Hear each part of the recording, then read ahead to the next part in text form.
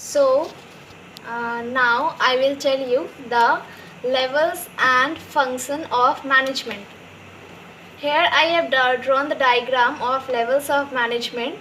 Each topic I will define you in brief in this video only. So level हमारे first में आपको दो divide किया गया, दो पार्ट में. First one is managerial, second one is non managerial. Managerial member is again divided in three parts, that is top level management, middle level management and lower level management, and non-managerial member in one part, that is platform area. Top level management में क्या आते हैं? BOD means board of directors, managing directors, general managers and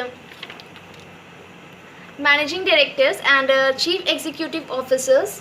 and middle level management में कौन आते हैं? Departmental manager, deputy manager, functional manager, operational manager. Now lower level management को lower level management के अंदर दो आते हैं, that is supervisors and foremans. And platform area में जो लास्ट लोअर लेवल होते हैं एकदम जिसके जो नॉन मैनेजरियल मेंबर होते हैं, मीन्स जिसके ऊपर कोई मैनेजर नहीं होता है, हम बोल सकते हैं इस तरीके से, उसके अंदर आते हैं workers and non managerial member. So let's start with the first one, that is managerial member. Managerial member मतलब क्या होता है? In this category, chief executive officer, departmental manager, supervisor, extra are included. Okay, so they are called manager because they manage some or other person. Means इसके नीचे means managerial means managers के नीचे some or other person employees, कुछ employees होते हैं जो work करते हैं, so they are called managerial member. First one is top level management. As I have told you that top level management के अंदर board of directors, chief executive officers, chairman, managing directors आते हैं. Means they have top level management has all management authorities and because of these authorities officer of these level are accountable to owner और shareholders. मतलब इसका क्या होता है? Top level management में जो कोई भी आते हैं, जैसे कि CEOs आते हैं, BOD आते हैं, तो उन लोग को अथॉरिटीज़ होता है कुछ भी डिसीजन लेने का, कुछ भी पॉलिसीज़ लेने का, ऑब्जेक्टिव गोल का बताने का. तो they are called the owner और shareholder of the company. Now here I have written few function of top level management. First one is determining objective. Top level management sets the objective for the organization. So मतलब क्या हुआ इसका? Top level management means हमारा organisation का objective क्या है, किसके लिए पीपल वर्क करेंगे, एम्प्लॉयज़ वर्क करेंगे, they are determined by the top level management. Next one is determining policy. Only at this level policy related to realization of objectives are formed. What are the policies and rules to be followed? These are also framed by the top level management. Third one is determining activities. Determining activities means different activities are to be performed by one another person. As I have told you in previous video also, management is a group activity. It is not a single activity that means एक perform हुआ and then over. ऐसा कुछ नहीं है. Determining activity means जो कुछ भी activities perform होगा employees की तरफ से, such as sale, purchase, advertisement, production, research, etc. वो सारा एक्टिविटीज़ कौन डिटरमाइन करता है? Top level management. Fourth one is assembling resources. Means हम जो ऑब्जेक्टिव है, हमारा जो ऑब्जेक्टिव है उसको फुलफिल करने के लिए हमें क्या रिसोर्सेज चाहिए, जैसे कि capital, raw material, fix asset, तो वो सब को असेंबल कौन करता है? They are also done by these are also done by top level management. Controlling working performance. The work in progress is closely monitored in the company to get desired result, and these are monitored by top level management. Approving budgets. Budgets जो होते हैं वो अलग अलग manager prepare करते हैं, but the final approval is given by the top level management. Now I will tell you the middle level management. So let's begin. Middle level management में कौन कौन आते हैं? सुपरवाइजर्स आते हैं, फॉरमैन आते हैं. Sorry, I am very sorry. Middle level of management में departmental manager, deputy manager, operational manager and function manager, ये सब आता है. ठीक है, तो मिडिल लेवल मैनेजमेंट में क्या होता है? First of all it lies between the top level management and lower level management. Means ये दोनों का बीच में आता है, तो it has to follow top level management and then to see what the lower level management is doing. ठीक है, so under this division head, department head, deputy departmental head, plant superintendent and operational manager are included. तो first point इसका क्या है, interpreting policy means at this level top level manager जो आप इनका policies या जो भी डिसीजन फ्रेम करके देते हैं वो इन्हें फॉलो करना होता है. Next one is preparing organizational setup. Every middle manager prepare outline of his respective department in accordance with the objective of the organization. So they prepare the organizational setup so that they do not have to means उन्हें कोई future में कुछ losses bear अगर करना पड़े तो उनके लिए वो रेडी रह सके. Appointing employ like in previous that is top level management I have told you that they determine the activities. So for after determining activity which activity are to perform by whom means कौन कौन से activity perform करेंगे and कौन कौन से नहीं करेंगे, these all are determined by middle level management, that is appointing employee. Okay, so next one is ensuing instructions means departmental managers direct their subordinates about what to do and how to do, and these are also, this instruction is done by middle level management. Next one is motivating employees means जो employees जो हमारे under work कर रहे हैं उन्हें motivate करना is the most important thing, because उससे motivate होके they want to perform more better much better and they do that. So middle level manager motivate their employee by various means so that they work most efficiently to achieve organizational objective.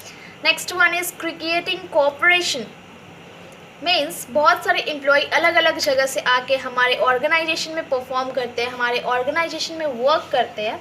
So cooperation उनके बीच में होना बहुत ज़रूरी है. For the successful achievement of companies objective the cooperation is done by means the creating cooperation among employees is done by the manager, that is middle level management. So let's start with the lower level management. Managerial member के अंदर lower level management is third and last one. So lower level management को हम supervisory management भी बोलते हैं, and under the various foreman and supervisor they are included. So, they are also called the first line manager. So let's start with their functions. First one is submitting workers grievance means lower level management are in direct contact with the workman who are directly engaged in the completion of the work. इसका मतलब क्या हुआ, जो हम लोग का completion, जो हमारा वर्क को complete होने के लिए जो वर्कर्स होते हैं उनका direct means lower level manager का डायरेक्ट कॉन्टैक्ट होता है with the workman. Okay, so they themselves sort out the ordinary problem of the workman and submit their work serious grievance to the middle level management. Second one is ensuring proper working environment means lower level management जो होते हैं वो check करते हैं कि proper arrangement of water, electricity, ventilation, cleanliness etcetera ये सब हो या नहीं है या नहीं. अगर ये सब प्रॉपर तरीके से रहेंगे तो एम्प्लॉयज़ को वर्क करने में कोई प्रॉब्लम नहीं होगा and automatically employees increases their efficiency so the objective are achieved on time. Ensuring safety of worker, third and most important is safety of worker. अगर कोई वर्कर का प्रॉब्ली कोई एक्सीडेंट हो जाता है तो उसको एलिमिनेट करने के लिए they build the fence around the machine means machines के अराउंड मतलब चारों तरफ फेंस प्रोवाइड करते हैं ताकि कोई worker, safety of worker, here it is worker को ध्यान, सेफ्टी ऑफ वर्कर को मतलब वर्कर का सेफ्टी को ध्यान में रखा जा सके. Fourth one is helping middle level management. They also help the middle level management in recruiting, training and promoting employees. Inviting suggestions means they invite suggestions from their subordinates as how the quality of work can be improved. Last one is creating better human relation means they create the better human relation at the workplace. Okay. Now I will tell you about non-managerial member. Non-managerial member क्या होता है? Under this category workers are included. Fine. So the place at which such employees work is known as platform area. Means इसके अंदर जो workers work करते हैं they are known as the platform area. इसीलिए platform area के अंदर workers and non managerial members आते हैं. They are the lowest level of the chain of the organization. They do not have any subordinates. इनका कोई subordinates नहीं होता है. That is why they are called non-managerial member. So I hope you understand about managerial and non-managerial member. Now here I have drawn a diagram of a pyramid. From this you will understand the level of management. How I will tell you. By this pyramid we get the information that as we move downwards, that is from top level to middle level to lower level and lower level to platform area, the number of employees are increasing. आप देख सक रहे होंगे top level management थोड़े से employ है.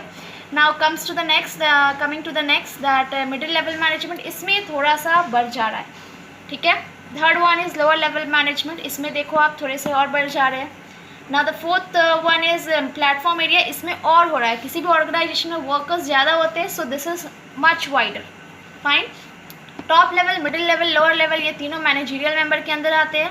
Platform area non managerial level के अंदर आते हैं. टॉप लेवल मैनेजमेंट में क्या होता है? BOD, chief executive. BOD stand for board of directors. Middle level management में departmental manager, functional manager, deputy manager. And lower level management में supervisors, foremans. And platform area में workers and non managerial member. So just now we are over with the level of management. Now I will tell you the function of management. Under management, few functions are performed. Means as I have told you in previous videos that management is a group activity and it is performed one after. Means एक बार सब perform किए जाते हैं. So functions कितने होते हैं? 1 2 3 4 5. That is 5 functions. First one is planning, organizing, staffing, directing and controlling. So I will tell you each one in the brief. So let's begin with the planning. So let's start with the first one, that is planning. Planning क्या होता है? हम अगर कुछ चीज़ को achieve करना चाहते हैं, हमारा अगर गोल का कुछ ऑर्गेनाइजेशन है, तो उसे कैसे अचीव करना है, उस चीज़ को थिंकिंग बिफोर हैंड, पहले करने से पहले सोचना, is all about planning. Fine. So under planning it is ascertain what to do, what should be done. Means हमें क्या करना चाहिए, how it should be done, कैसे करना चाहिए, and who should do it, and इसे कौन करेगा. This all is decided under planning. So it is before the commencement of business. All these points are needed to complement it. Then the objective of the business cannot be achieved. Means अगर हम इसमें से कोई एक point miss करते हैं, जो point मैंने यहाँ 6 पॉइंट्स यहाँ लिखा है, तो फिर हमारा जो ऑर्गेनाइजेशन का गोल है वो अचीव नहीं हो पाएगा. So this 6 point will tell you what is all planning, what does the word planning means. So first one is setting objective. Means हम ऑर्गेनाइजेशन का ऑब्जेक्टिव को सेट करते हैं. हमारा ऑब्जेक्टिव क्या है, हमारा गोल क्या है, हम किसके लिए वर्क करेंगे, what should we do. This is the first step. Next one is developing premises. हम प्रेमाइसेस को डेवलप करते हैं. Third one is identifying alternative course of action.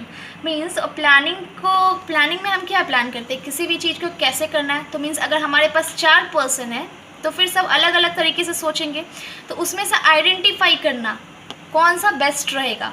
Fourth one is evaluating alternative courses. Evaluate करना कि हाँ ये best रहेगा, इसमें ये कमी है, इसमें ये कमी नहीं है, इससे ये प्रॉफिट होगा, इससे ये लॉस होगा, ये इवैल्यूएट करना.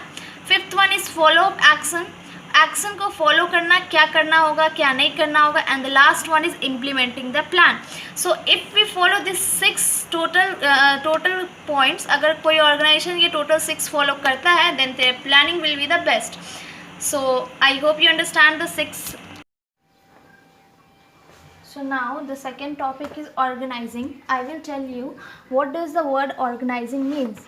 Organizing means refers to harmonious adjustment of various parts to achieve common objective. इसका मतलब होता है हम लोग जो एडजस्टमेंट करते हैं, जो हमारा ऑब्जेक्टिव है ऑर्गेनाइजेशन का, उसके रिगार्डिंग हम जो कुछ भी एडजस्टमेंट करते हैं अपने ऑर्गेनाइजेशन में टू अचीव कॉमन ऑब्जेक्टिव, उसे हम ऑर्गेनाइजेशन कहते हैं, ऑर्गेनाइजिंग कहते हैं. ठीक है. सो जैसे कि आपको मैंने बताया है, फर्स्ट पॉइंट हमारा प्लानिंग होता है. Planning is a process of creating idea, means I writing in planning is just to put something in some idea in writing, but to convert that idea into reality a group of people is needed and it is done by organizing. तो organising का कुछ कुछ process होता है, जैसे कि identification and division of work. Identification and division of work में क्या आता है, हम वर्क को आइडेंटिफाई करते हैं पहले, फिर उसका डिवीज़न करते हैं, मीन्स किस विभाग में, किस चीज़ में किसको क्या वर्क दिया जाएगा. That is identification and division of work. Next one is departmentalisation. Departmentalisation में हमें किस डिपार्टमेंट में किसको देना है काम का डिपार्टमेंटलाइजेशन भी करते हैं वर्क का. Fine. Third one is assignment of duty. हम ड्यूटी किसको क्या ड्यूटी देंगे, किसको क्या असाइनमेंट, मीन्स ड्यूटी को देना, किसी को ड्यूटी प्रोवाइड करना. असाइनमेंट ऑफ ड्यूटी मतलब वही होता है. Fourth one is establishing reporting relation, means who has to report whom, किसे किसको रिपोर्ट करना है. This is also done by organising process. So there are four process. I hope you understand the meaning of organizing. Now I will tell you the staffing. What does the word staffing mean? Now I will tell you about staffing. Staffing क्या होता है? Staff means planning में जब हम idea provide करते हैं इन written shape, फिर हम ऑर्गेनाइज करते हैं हमें जो जो चीज़ ज़रूरत होता है, जैसे जैसे हमें जिस चीज़ की ज़रूरत होती है, मीन्स हम उसको पहले ही ऑर्गेनाइज कर लेते हैं. After that comes staffing.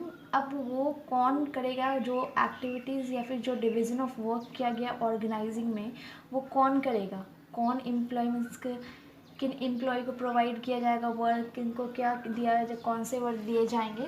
These are all done by staffing. Staffing means refers to filling and keep filled the post with people. मतलब क्या होता है इसका, मीन्स पोस्ट को फिल करना विद द एम्प्लॉयज़. इसको हम 7 मीन्स इसका 7 फंक्शंस होता है. जैसे कि फर्स्ट वन है estimating the man power recruitment. पहले एस्टिमेट करना कि हमें कितने मैन पावर की ज़रूरत है अपने ऑब्जेक्टिव को अचीव करने में. ठीक है, वो करने के बाद रिक्रूटमेंट एंड सिलेक्शन. रिक्रूटमेंट करना, सिलेक्शन करना एम्प्लॉय का, कौन कौन से वर्क करेंगे. फिर उन्हें प्लेसमेंट प्रोवाइड करना, अगर ज़रूरत है तो ट्रेनिंग देना. ट्रेनिंग देने से कोई भी एम्प्लॉय या किसी भी पर्सन को अगर ट्रेनिंग दिया जाए किसी भी चीज़ का, तो वो उस चीज़ को और अच्छी तरीके से करते हैं. ट्रेनिंग एंड डेवलपमेंट प्रोसेस है. उसके बाद है परफॉर्मेंस अप्रेजल. उन्हें वो जो परफॉर्म कर रहे हैं, जैसे भी जिस भी एक्टिविटी को परफॉर्म कर रहे हैं, उन्हें अप्रेज करना. Next one is promotion provide करना ताकि वो मोटिवेट हो और वर्क को अच्छे तरीके से करे. And last one is compensation. So I hope you understand the meaning of staffing and the function of staffing. Now I will tell you the directing. Now I will tell you about directing. Directing refers to instructing, guiding and communicating and inspiring people in the organization. Directing के 4 elements है: supervision, communication, leadership and motivation. Supervision में आपका supervision monitor the progress of routine of work of one subordinates and guiding the other. Okay. So communication जो है it is a art of transferring facts, idea, feeling etcetera from one person to another. Leadership जो है it is a fact, it refers to influencing other in such a manner to make them do the work what the leader want to do. And motivation is the process which excites people to work for attainment of desired objective. So I hope you understand the meaning of directing. Now I will explain you the controlling.